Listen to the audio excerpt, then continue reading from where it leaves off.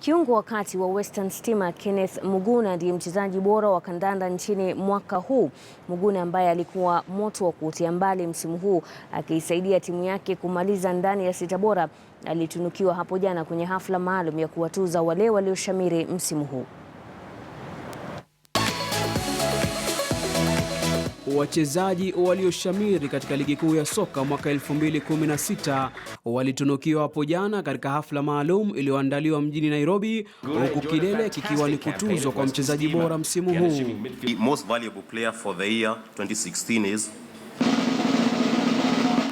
Muguna Kenneth Mugambi.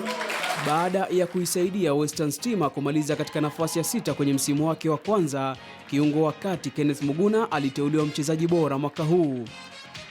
Muguna aliwapiku Eric Marcelo Ouma Gor Mahia, David Okello na Humphrey Mieno kutoka Tusker na mshambuliaji wa Ulinzi John Makwata. Mbali na tuzo hiyo, Muguna alitia kibindoni shilingi milioni 1. I had a wonderful season with my team.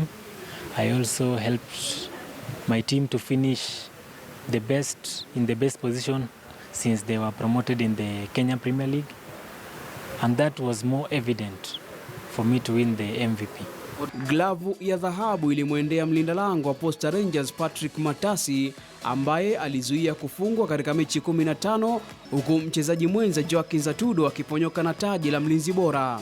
About the clean sheets is about teamwork and working hard together with my goalkeepers, with the keeper trainer and my fellow teammates, plus the technical bench and the cooperation. Kinda Eric Marcelo Ouma alikabidhiwa taji la mchezaji bora mgeni akiwapiku Calvin Odongo na Kenneth Muguna.